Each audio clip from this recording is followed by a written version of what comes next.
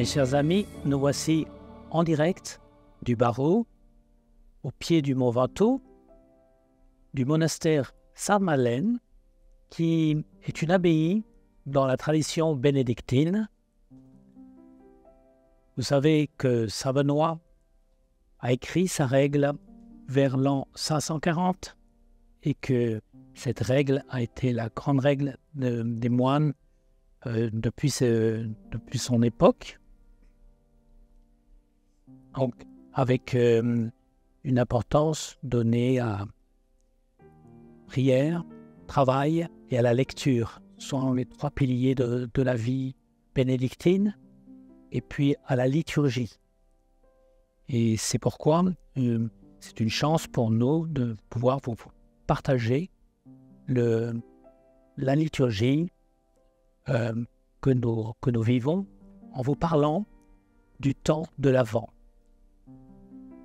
Ensuite, d'autres communautés se relayeront pendant ces semaines qui suivent, 4 semaines de l'Avent, jusqu'à l'octave de Noël. Donc pendant plus d'un mois, tous les jours, il y aura une méditation sur la liturgie de l'Avent et du temps de Noël. Si vous voulez bien, nous allons commencer par une prière au Saint-Esprit. Au nom du Père, du Fils, du Saint-Esprit. Amen. Venez, Esprit Saint, remplissez le cœur de vos fidèles et allumez en eux le feu de votre amour. Envoyez votre Esprit, Seigneur, et il se fera une création nouvelle, et vous renouvellerez la face de la terre. Prions, ô Dieu qui avez instruit le cœur de vos fidèles par la lumière du Saint-Esprit, donnez-nous par ce même Esprit de comprendre et d'aimer ce qui est bien, et de jouir sans cesse de ces divines consolations, par le même Jésus-Christ notre Seigneur. Amen. Mes frères et sœurs, voici venu le temps de l'Avent. On désigne ainsi le temps liturgique qui sépare le dimanche le plus proche du 30 novembre de Noël, soit 4 semaines. Le mot « avant » vient du latin « adventus » qui veut dire « venu, avènement ». Le temps de l'Avent nous prépare à fêter l'anniversaire de la naissance historique de Jésus-Christ à Noël. C'est le premier avènement. Mais il y en a 2 autres, comme nous le verrons dans un instant. L'Avent est donc avant tout le temps de l'attente du Sauveur, le temps du désir, le désir de Dieu, le désir d'être sauvé, le désir d'être avec lui. Certains passages du Cantique des Cantiques évoquent ce sujet. L'époux et l'épouse qui dialoguent dans ce magnifique poème sont Yahvé lui-même et son peuple. C'est la manière de s'exprimer des prophètes, surtout après le temps de l'exil à Babylone. Yahvé, époux, se laisse parfois trouver et parfois seulement désirer, selon que son épouse est fidèle ou a besoin d'être purifiée. Voici l'époux qui vient. Tel est aussi le cri qui résonne au milieu de la nuit dans la parabole des 10 vierges endormies.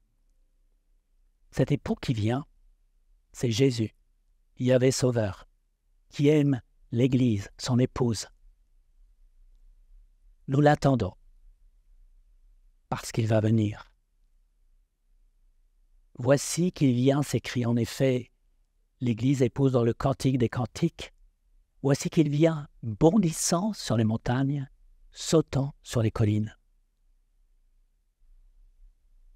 Il vient en bondissant. Parmi ces bonds sur les montagnes et sur les collines, il en est 3 essentiels. L'incarnation, sa venue dans nos âmes, son retour dans la gloire à la fin des temps. 3 bonds du Fils de Dieu venant par amour pour nous.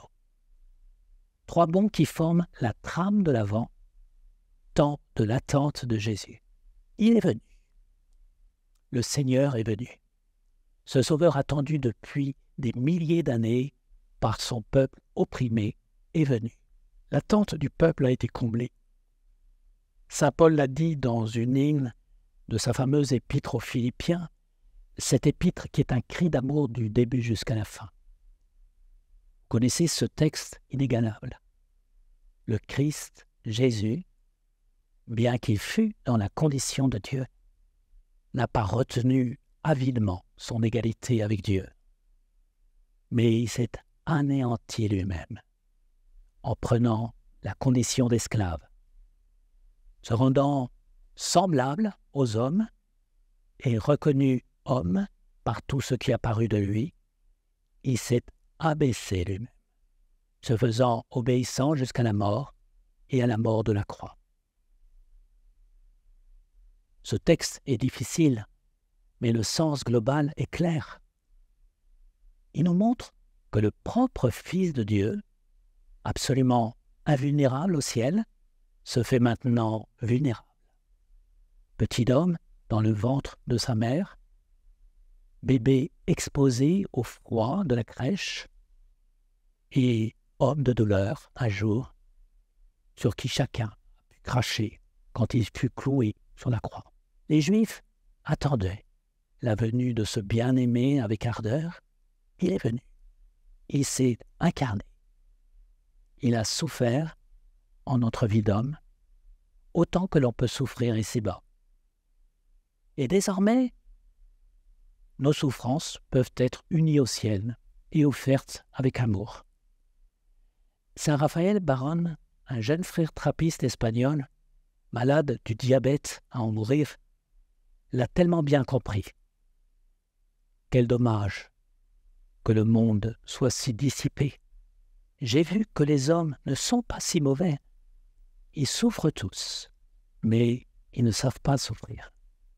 Si les hommes levaient un peu les yeux par-dessus cette couche de fausse joie avec lesquelles ils cachent les larmes, par-dessus la frivolité et l'ignorance de ce qu'est Dieu, beaucoup de larmes seraient essuyées, beaucoup de peines s'adouciraient, et beaucoup de croix seraient aimées pour pouvoir les offrir au Christ. Avec frère Raphaël, levons un peu les yeux vers Jésus. Il est le Sauveur tant attendu. Il est venu. Il est venu, il vient. Ce n'est pas seulement par l'incarnation que le Sauveur s'est fait pour nous infiniment proche. Il vient nous habiter de sa présence, plus intime à nous-mêmes que nous-mêmes, dit saint Augustin. Sainte Élisabeth de la Trinité a su admirablement reconnaître cette présence intime du Dieu Sauveur en son âme. J'ai trouvé le ciel sur la terre, puisque le ciel c'est Dieu, et Dieu est dans mon âme. Le jour où j'ai compris cela, tout s'est illuminé pour moi. Et je voudrais dire ce secret tout bas à ceux que j'aime. Il est venu, il vient et viendra. Mes frères et sœurs, la joie est possible. Trouver dès ici-bas un ciel dans la foi est possible, comme nous l'a dit sainte Élisabeth. Mais ce n'est pas tout. Le bonheur parfait auquel nous aspirons, celui pour lequel Dieu nous a créés, n'est pas pour cette terre. Jésus va venir dans la gloire, c'est notre espérance la plus chère. Un bonheur sans mélange nous est promis, celui de l'éternité. Voir Dieu dans le face-à-face de la vision béatifique. Les martyrs nous donnent l'exemple de ce désir ardent de la vision. Écoutez la joie si touchante de l'un d'eux, le bienheureux Francisco Castelló Aleu, martyr de la Révolution espagnole, dans sa dernière lettre à sa fiancée. « Chère Mariona, nos vies se sont unies et Dieu a voulu les séparer. Je lui offre, avec toute la sincérité possible, l'amour que j'ai pour toi, amour intense, pur, sincère. Ton malheur me fait mal, mais pas le mien. Sois fière, 2 frères morts martyrs et maintenant ton fiancé, ma pauvre Mariona. Il m'arrive quelque chose d'étrange. Je ne parviens pas à ressentir de la peine pour ma mort. Une joie étonnante, intérieure, intense, forte, m'envahit entièrement. Je voudrais t'envoyer une lettre d'adieu triste, mais je ne peux pas. Je suis tout enveloppé de pensées joyeuses, comme d'un pressentiment de gloire. Je voudrais te dire combien je t'aurais estimé, les tendresses que je te réservais, le bonheur qui aurait été le nôtre, mais pour moi tout cela est secondaire. Je dois faire un grand pas. Il y a une seule chose que je veux te dire. Marie-toi, si tu peux. Du ciel, je bénirai ton union et tes enfants. Je ne veux pas que tu pleures, je ne le veux pas. Sois fier de moi, je t'aime. Je n'ai pas le temps d'en dire davantage. Francisco.